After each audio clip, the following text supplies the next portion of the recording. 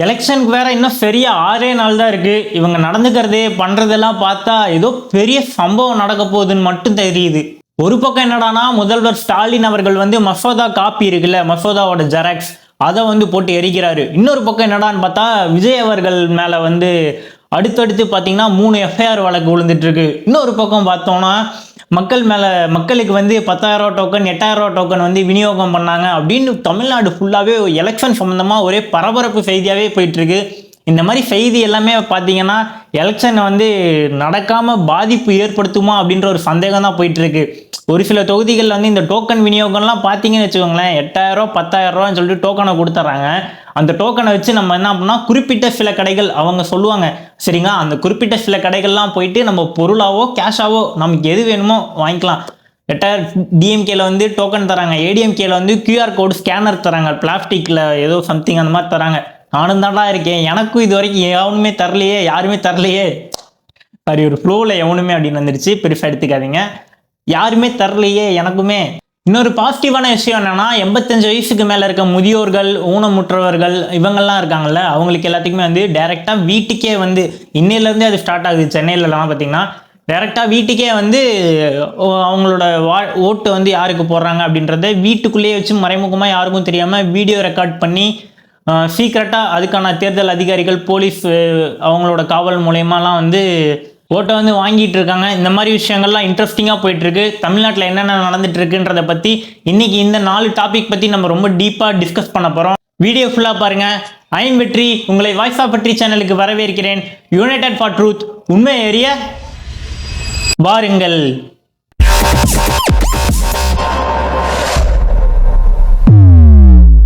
முதல்ல நம்ம எதை பற்றி பார்க்க போகிறோம் அப்படின்னா, மு.க. ஸ்டாலின் அவர்கள் வந்து இந்த தொகுதி மறுவரையறை இருக்குல்ல, டீலிமிட்டேஷனுக்கு எதிராக தமிழ்நாட்டில் நடத்தின கருப்பு கொடி போராட்டமாக இருக்கட்டும், இந்த டீலிமிட்டேஷனில் வந்து என்னென்ன இன்னைக்கு பாராளுமன்றத்தில் நடந்த டிஸ்கஷன்லாம் நடந்தது அப்படின்ற பற்றி பார்க்க போகிறோம்.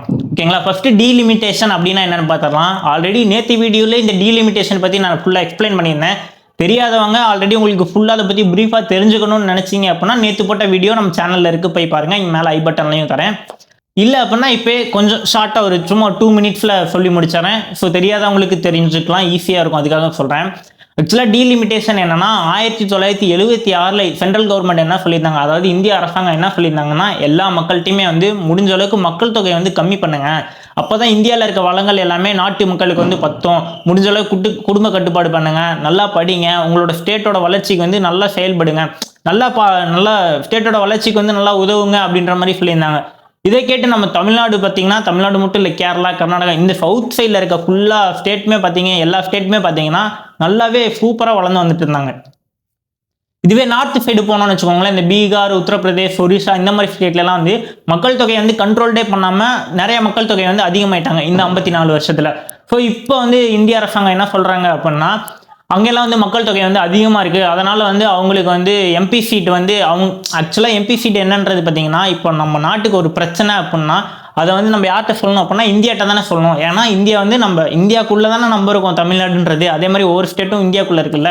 ஸோ நம்ம நாட்டோட ரெப்ரசன்டேட்டிவாக, ஓகேங்களா, ரெப்ரசன்டேட்டிவ், ஓகே. ஸோ நம்ம நாட்டோட ரெப்ரசன்டேட்டிவாக பார்த்தீங்க அப்படின்னா இந்த 39 எம்பிக்கள் வந்து நம்ம நாட்டுக்கு என்ன தேவை, நம்ம நாட்டுக்கு என்ன குறை இருக்குது, நம்ம நாட்டுக்கு இது வேணும் அப்படின்றத வந்து இந்திய கவர்மெண்ட்டை போய் முறையிட்டு அதை வந்து நமக்காக பண்ணி தருவாங்க, பேசுவாங்க, அதை பற்றி டிஸ்கஸ் பண்ணி இதெல்லாம் அப்படின்னு சொல்லி பேசுவாங்க, சரிங்களா. ஸோ அதே மாதிரி நார்த் இந்தியாவில் பார்த்தீங்க அப்படின்னா இதுக்காக இருக்க எம்பிக்களோட எண்ணிக்கை வந்து இப்போ மக்கள் தொகை வந்து அவங்க ஸ்டேட்டில் அதிகமானனால இவங்களுக்கு இருக்க எம்பிக்கள் வந்து எண்ணிக்கை பத்தாது, இன்னும் அதிகமாக்கி தரப்போகிறோம் அப்படின்னு சொல்லி சென்ட்ரல் கவர்மெண்ட்லேருந்து சொல்லியிருக்காங்க. இதெல்லாம் கேட்கும்போது தமிழக அரசாங்கம் வந்து நாங்கள் என்ன தக்காளி தொக்கா, நீங்கள் சொல்கிறத கேட்டு தானே நாங்கள் வந்து இவ்வளோ நாளாக கண்ட்ரோல்டாக இருந்தோம், இப்போ நீங்கள் பாட்டுக்கு மக்கள் தொகை அவங்களுக்கு அதிகமாக இருக்குது அதனால் எம்பி சீட் வந்து அவங்களுக்கு அதிகமாக்கி தரோம் அப்படின்னு சொல்லி சொன்னால், இப்போ இவ்வளோ நாளாக அவங்க பேச்சை கேட்டு நடந்துக்கிட்ட நாங்கள்லாம் என்ன பண்ணுறது. நமக்கும் பார்த்தீங்கன்னா கிட்டத்தட்ட 20 எம்பி சீட் வந்து அதிகமாக்குறாங்க, 39லேருந்து 59, கிட்டத்தட்ட ஒரு 60 எம்பி சீட் வந்து தமிழ்நாடு ரெப்ரசன்டேட்டிவாக போயிட்டு பார்லிமெண்ட்டில் வந்து பேச போகிறாங்க. இந்தியாவோட தலையெழுத்தை தீர்மானிக்கிறதுக்கு இந்த நார்த் இந்தியா சைடில் இருக்க 3-4 ஸ்டேட் நினைச்சாலே போதும். அடுத்து இந்தியாவோட பிரதமராக யார் வரணும் அப்படின்றத கூட அந்த 3-4 ஸ்டேட் மக்கள், அந்த எம்பிலாம் இருக்காங்கல்ல, அவங்க நினைச்சாலே போதும். அப்போ நம்ம எதுக்கு இந்த சவுத் இந்தியாவில் இருக்க ஸ்டேட் எல்லாமே எதுக்காக இந்தியாவுக்குள்ள இருக்கணும் அப்படின்றத ஒரு கொஸ்டின் மார்க். ஆக்சுவலாக ஜனநாயகன்றது பார்த்தீங்கன்னா இந்தியாவுக்குள்ள இருக்க எல்லா மக்களுமே வந்து சேர்ந்து ஒரு வாக்குவாதம்லாம் வச்சு போட்டி போட்டு தேர்ந்தெடுத்து இந்த மாதிரி பண்ணணும். இந்த மாதிரி அவங்க மட்டும் தனியாக ஒரு கூட்டாளியாக செயல்பட்டு இந்தியாவுக்கு தேவையான எல்லாமே அவங்க தான் மெஜாரிட்டியில் இருக்காங்கல்ல, மக்கள் தொகையில் வந்து அவங்க தான் அதிகமாக இருக்காங்க. அதனால அவங்க என்ன சொல்கிறாங்களோ அதுதான் இந்தியாவோட தலையெழுத்து அப்படின்ற மாதிரி முடிவுக்கு வந்துடும் இந்த மாதிரி நீங்கள் பண்ணுறதெல்லாம் அப்படின்னு சொல்லிட்டு தான் மு.க. ஸ்டாலின் அவர்கள் வந்து ஃபுல்லாக கருப்பு போராட்டம் பண்ணி கருப்பு ட்ரெஸ் போட்டு கொடியை ஏற்றி அந்த மசோதா காப்பி சீட் எல்லாமே வந்து ஃபுல்லாக நெருப்பிச்சு கொடுத்து இந்த மாதிரி போராட்டம்லாம் பண்ணிட்டுருக்காங்க. சரி, இன்னைக்கு மசோதாவில் டிஸ்கஸ் பண்ணாங்களே என்ன ஆச்சு அப்படின்னு சொல்லி பார்ப்போம். அதோட நேற்று வீடியோவோட கண்டினியூட்டி இது, சும்மா கொஞ்சம் இதோட முடிச்சிடறேன், ஓகேவா? ரொம்ப இழுக்க விரும்பல. இப்போ வரைக்கும் லோக்சபாவில் எவ்வளோ எம்பிக்கள் இருக்காங்கன்னு பார்த்தீங்கன்னா 543 பேர் இருக்காங்க. ஓகே, இன்னைக்கு வந்து என்ன பண்ணிட்டாங்க அப்படின்னா அந்த புதிய மசோதான்னு சொல்லிட்டு கொண்டு வந்துட்டாங்க. ஸோ இதுபடி பார்த்தீங்க அப்படின்னா 543லேருந்து 850 இன்க்ரீஸ் ஆகிறதுக்கு வாய்ப்பு இருக்குது. தமிழ்நாட்டில் 39 எம்பி சீட்லேருந்து 20 எம்பிக்கள் வந்து கூடுதலாக மொத்தம் 59 எம்பி சீட் வந்து ஒதுக்கப்படுறதுக்கு வாய்ப்பு இருக்குது. அதான் 20 எம்பி சீட் அதிகமாக கொடுக்குறாங்கல்ல, இதுல என்ன பிரச்சனை அப்படின்னு சொல்லி நினைக்காதீங்க.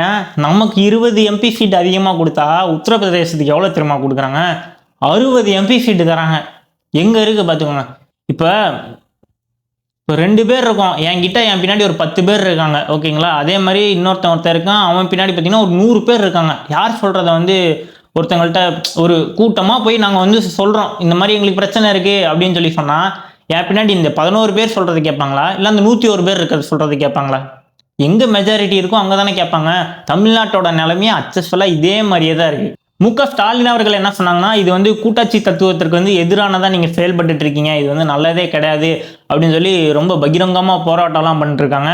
ஏடிஎம்கே சைடில் என்ன தெரியுமா சொல்கிறாங்க? எடப்பாடி பழனிசாமி அவர்கள் வந்து என்ன சொல்கிறாருன்னா, அமித்ஷா வந்து என்கிட்ட வாக்களிச்சிட்டாரு, உறுதியளிச்சிட்டாரு, தமிழ்நாட்டுக்கு வந்து எந்த ஒரு பிரச்சனையுமே வராது, இதனால் இதெல்லாம் வந்து ஆளும் கட்சியான டிஎம்கே அவர்கள் பண்ற நாடகம் தான், அரசியல் நாடகம் தான் இந்த மாதிரி. இதனால வந்து தமிழ்நாட்டுக்கு எந்த ஒரு பாதிப்புமே கிடையாது, இதெல்லாம் சும்மா ஒரு வெட்டு நாடகம் தான் பண்ணிருக்காங்க அப்படின்னு எடப்பாடி வந்து சொல்லிட்டாரு.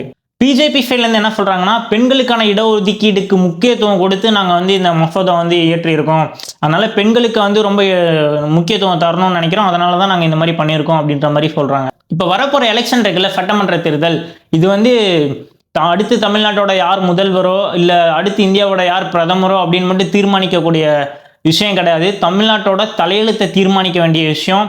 அதனால ஓட்டு போடும்போது யாருக்கு ஓட்டு போடணுன்றதுனால யோசிச்சு ஓட்டு போடுங்க. சரி, நம்ம அடுத்த டாபிக் போகலாம். அடுத்து நம்ம பார்க்க போகிற டாபிக் டிவிகே விஜய் அவர்கள் விட்டிருக்க தேர்தல் அறிக்கையும் அவருக்கு எதிராக இருக்க எஃப்ஐஆர் வழக்கை பற்றியும் தான் பார்க்க போகிறோம். தளபதி விஜய் அவர்கள் அரசியல் வந்ததுக்கு அப்புறம் பார்த்தீங்கன்னா அவர் சந்திக்கிற முதல் தேர்தல் அப்படின்றதுனால எல்லாருமே விஜய் அவர்களை வந்து ரொம்ப ஃபோக்கஸாக பார்த்துட்டு இருக்காங்க. இந்த தேர்தல் வந்து இவருக்கு எப்படி சாதகமாக இருக்க போதா இல்லை பாதகமாக இருக்க போதா அப்படின்னு சொல்லி விஜய் அவர்கள் வந்து ரொம்ப உற்று நோக்கிட்டு இருக்காங்க. அந்த வகையில் பார்க்க போனால் விஜய் அவர்கள் வந்து இன்னைக்கு மத்தியானம் பார்த்தீங்க அப்படின்னா தேர்தல் அறிக்கையை வந்து வெளிவிட்டிருக்காங்க. இதில் ஃபுல் அண்ட் ஃபுல்லாக யாரை டார்கெட் பண்ணியிருக்கு அப்படின்னா இளைஞர்களையும் பெண்களையும் டார்கெட் பண்ணி தான் நிறைய திட்டங்களை வந்து ஒதுக்கியிருக்காங்க. 29 வயசுக்கு மேலே இளைஞர்கள் வந்து வேலை கிடைக்காம டிகிரி முடிச்சிருந்தாங்க அப்படின்னா அவங்களுக்கு மாத உதவித்தொகையா 4000 ரூபாயும், டிப்ளமோ முடிச்சிருந்தாங்க அப்படின்னா 2000 ரூபாயும் ஒதுக்கீடு செய்யப்படும் அப்படின்னு சொல்லியிருக்காரு. 12வதுலேருந்து பிஹெச்டி வரைக்கும் கல்வி கடன் ஏதாவது 20 லட்ச ரூபா வரைக்கும் வாங்கியிருந்தீங்க அப்படின்னா ஃபுல்லாகவே கேன்சல் பண்ணி ரத்து பண்ணிடுவோம் அப்படின்ற மாதிரி தேர்தல் அறிக்கையும் சொல்லியிருக்காங்க. தமிழ்நாட்டில் இருக்க நிறுவனங்களுக்குள்ள பார்த்தீங்க அப்படின்னா யார் வந்து தமிழக இளைஞர்களை வந்து அதிக அளவில் வேலைக்கு எடுக்கிறாங்களோ அவங்களுக்கு வந்து ஸ்டேட் ஜிஎஸ்டியில் வந்து 2.5% வந்து மானியம் கிடைக்கும் அப்படின்ற மாதிரி சொல்லியிருக்காரு. முதல்வர் மக்கள் சேவை நண்பன் அப்படின்ற ஒரு அரசு திட்டத்தை உருவாக்கி அதில் வந்து கிட்டத்தட்ட 50 லட்சம் இளைஞர்களை ஆட் பண்ணி அவங்களுக்கு மாதம் 18,000 வரைக்கும் சம்பளம் அப்படின்ற மாதிரி திட்டத்தை கொண்டு வருவேன் அப்படின்னு சொல்லியிருக்காரு. இந்த மாதிரி இன்னும் நிறைய எக்கச்சக்கமாக அந்த தேர்தல் அறிக்கையில் சொல்லியிருக்காரு. இதில் வந்து எனக்கு இன்ட்ரெஸ்டிங் என்ன இருந்தது அப்படின்னா, ஒரு காலையில் எலெக்ஷனுக்கு எல்லாம் ஓட்டு போடுவோம்ல, கரெக்டாக ஏப்ரல் 23 பெண்களுக்கு ஸ்பெஷலாக ஒரு ரெக்வஸ்ட் வச்சாங்க. என்ன அப்படின்னா, எல்லாருமே தயவு செஞ்சு நமக்கு சப்போர்ட் பண்ணுறவங்க வீட்டு முன்னாடி விசில் சின்னத்தை கோலமாக வரைங்க அப்படின்னு சொல்லி இது வந்து யாருமே எனக்கு தெரிஞ்சு மற்ற பொலிட்டிஷியன்லாம் வந்து அவங்களாவே பண்ணுவாங்க, ஆனால் நீங்களா பண்ணுங்க அப்படின்னு சொல்லிட்டு ஒரு கட்சி தலைவர் வந்து ஓப்பனாகவே வந்து டைரெக்டாக இந்த மெசேஜ் வந்து மற்ற யார் சொல்லியிருந்தாலும் இந்த மெசேஜ் வந்து எந்த அளவுக்கு போகும்னு தெரில. பட் வந்து இவரு சொன்னனால நீங்கள் ஆனால் எலெக்ஷன் அன்னைக்கு பாருங்கள் எவ்வளோ பேர் வீட்டுக்கு முன்னாடி விசில் சின்னத்தை வந்து கோலமாக வரைஞ்சி வச்சுருக்காங்கன்னு மட்டும்.